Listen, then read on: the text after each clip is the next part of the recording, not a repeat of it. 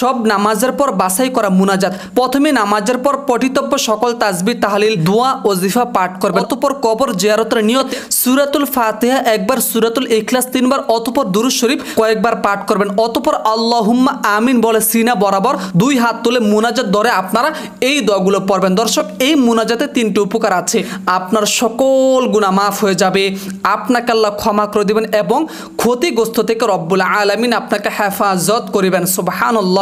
ربنا ظلمنا أنفسنا وإن لم تغفر لنا وترحمنا لنكونن من الخاسرين। দর্শক, আপনারা অনেকে আছেন যে আরবি উচ্চারণ দেখে দেখে পড়তে পারেন না, এই জন্য আমার এখানে বাংলা উচ্চারণ আমি দিয়ে দিলাম। আপনারা অবশ্যই এখানে ভিডিওটি স্কিপ করে স্ক্রিনশট দিয়ে আপনারা অবশ্যই আপনারা এই দোয়াটি শিখে নেবেন। অতঃপর আপনারা এই দোয়াটি পড়ার পরে মুনাজাতের মাধ্যমে আপনারা এই দোয়াটি পড়বেন। যদি আপনারা এই দোয়াটি যদি পড়েন, এই মুনাজাতে আপনার 3টি উপকার হবে।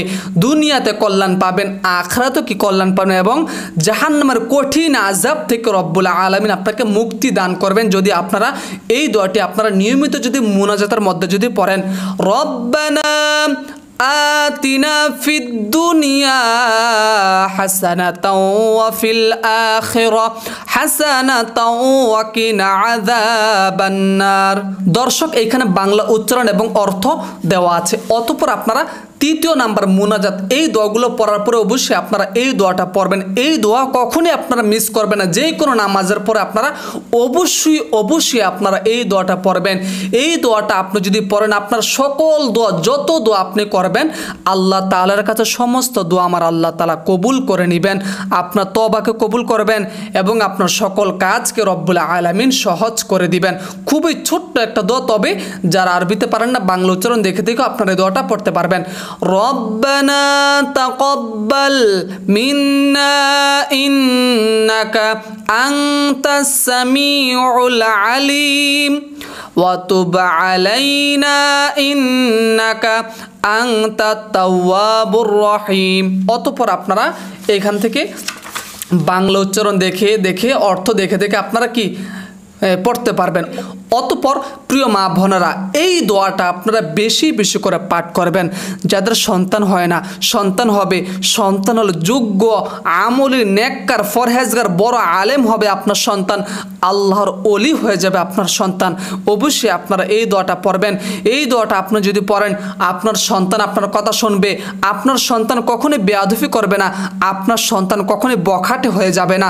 রব্বি হাবলি মিনাস সলিহিন, খুবই ছোট্ট একটা দোয়া। এই দোয়াটা কিন্তু আমরা অনেকে কয়েকবার পড়লে কি মুখস্থ হয়ে যাবে, এখানে বাংলা উচ্চারণ দেওয়া আছে। অতঃপর অনেকে আছেন আপনারা দর্শক, পিতা মাতার কবরের পাশে গিয়ে আপনারা কবর জিয়ারত করতে পারেন না। অবশ্যই আপনারা আপনার আব্বা আম্মার কবরের পাশে গিয়ে আপনারা এই দোয়াটা যদি পড়েন, তাদেরকে রব্বুল আলামিন মাফ করে দিবেন। তাদের কবর আযাব কিয়ামত রাত পর্যন্ত রব্বুল আলামিন এই দোয়াটা পড়ার কারণে তাদের কবর আযাবকে মাফ করে দিবেন।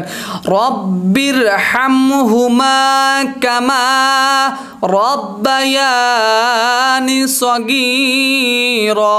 অতঃপর কি করবেন দর্শক, এই মুনাজাতগুলো বলার পর আপনার সকল আশার কথা, আকাঙ্ক্ষার কথা আল্লাহর কাছে বলবেন।